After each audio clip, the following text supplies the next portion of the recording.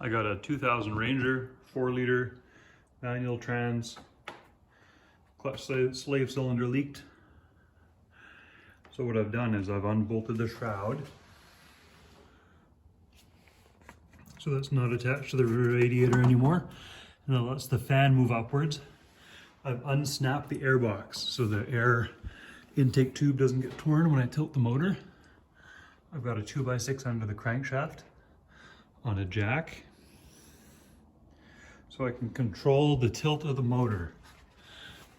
Now here's the Y-pipe, and these Y-pipe bolts probably weren't going to come out. I soaked them, and then after soaking, I put a bunch of torque on them and the bolts started twisting before they started coming out of the exhaust manifold, and I really didn't want to break them off. So now we've got the exhaust disconnected here to get enough movement in the trans. I've undone all the hangers and pushed it back. You might do better to completely remove the front section, but then you would need the spring and bolt kit here and replace that when you put it back together.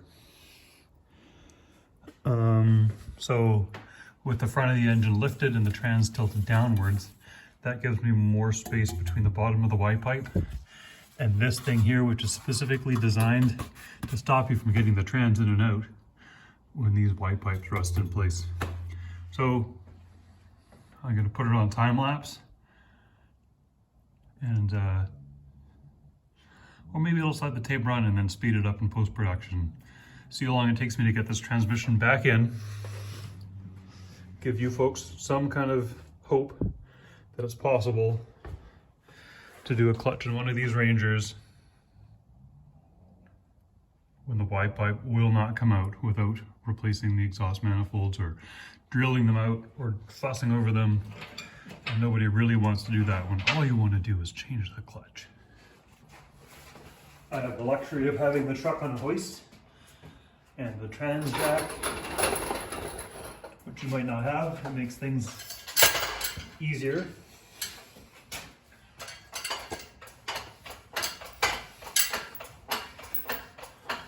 So I've lifted the jack in the front to tilt the engine down, and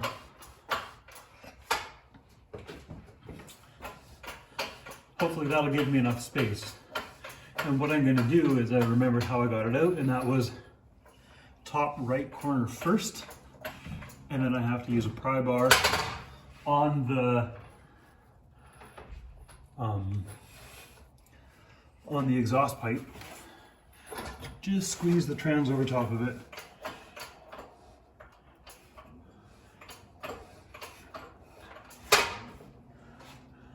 And then I can pivot the bottom left corner with the starter housing into position.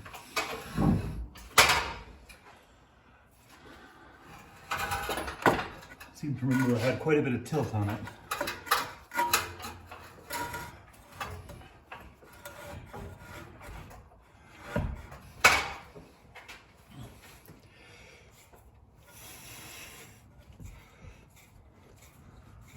I had the trans out and stored level while I was changing the slave cylinder and machining the flywheel. So back here, the tail shaft is hitting the fuel tank. And so I'm pivoting the bell housing upwards to make it a little more manageable. All right. So the starter is hitting the bottom of the Y-pipe.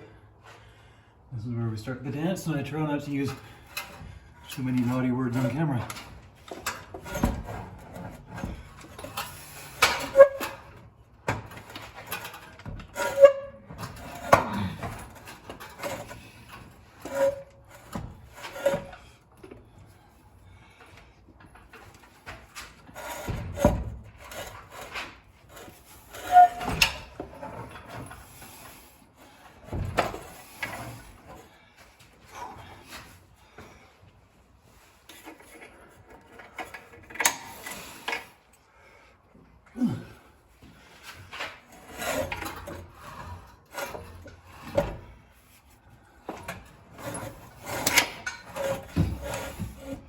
Oh, I had it.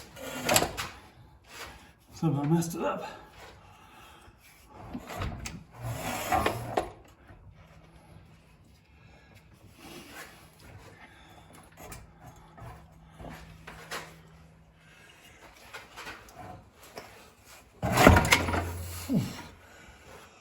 Oh, there you go. That's the hard part.